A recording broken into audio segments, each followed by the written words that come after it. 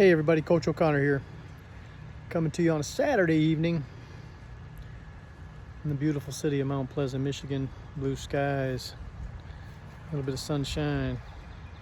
Hey, I want to talk to you about leadership today. I was thinking about a time in my life when I really was misdirected, really no direction, no real good role models in my life, and by some stroke of miraculous divine intervention, I was actually asked to be a part of a leadership team. And I was about 11 years old when this happened, and I was put on a leadership team in the safety patrol.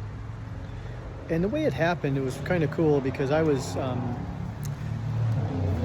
playing football down at the field, and some of my buddies said, "We got to go in early tomorrow because Mr. Morris wants to talk to us."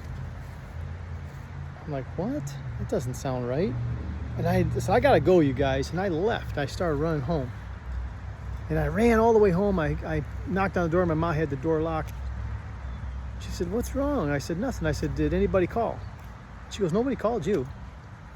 Oh, I sat on the porch and I'm like, man, I was passed over. I was passed over for this special team. And about 2 minutes later, she came out. She goes, "Oh, your gym teacher called, though, and he wants you at school a day early." I was like, yeah. Well, we went down there and found out that we were all given badges, and we were all in charge of different areas of safety around the school. One of my roles was to walk the little kids home, the kindergartners home. I enjoyed that. And then I had another role that if anybody didn't show, I had to show. So somebody didn't show for their post, guess who had to go out there? The leader. Leadership isn't you get to tell a lot of people what to do. Leadership is a lot of people tell you what to do. So that little bout in leadership kind of really led the way for me. I remember early on in my baseball career, I got bumped up to the play with the older kids when I was 8. And when you're 8 and a hard ball's coming at you, it's scary. It's very scary. So leadership doesn't always start out with a lot of trophies and a lot of accolades. I was just a little kid in the trenches playing with the big kids. But something happened 4 years later. We did win the trophy. I did have to carry that team on my back a couple times. And leadership takes time. So how does this factor into my life? Well, first of all, I do show. I say I'll be there, I'll be there. I'm going to show. Because I know what it's like. If somebody doesn't show, somebody else has to do that job. So I show. Also, that call out leadership followed me. I was able to lead at a children's home. I was able to be in charge of multiple staff and 14 kids. And then that leadership continued. I played on a lot of teams. I played on a lot of sports teams: basketball, hockey, baseball, wrestle, martial arts.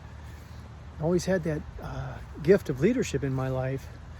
So I was able to become a director of a youth center. I was able to become a leader in the government, a leader in the community, an owner of a newspaper. It was all starting with that one little call of, "Hey, we'd like you to be on the leadership team." So I want to talk to you a little bit about alpha leadership, and I don't mean like alpha male, Alpha is the first letter in the Greek alphabet. And what I'm talking about is leaders go first. Leaders have to work through all the bugs, all the things that might cause you some trouble. So I'm going to tell you that in our trainings, there's a lot of times you as a leader of your family you're going to be called on to go first. You're going to have to stumble through a couple things and figure things out, whether that's in business or in your role as a leader in the family. So alpha leadership, think about that. We always hear about transactional leadership or servant leadership. I like this alpha leadership, going first. If you're called on to lead, don't be afraid to go first.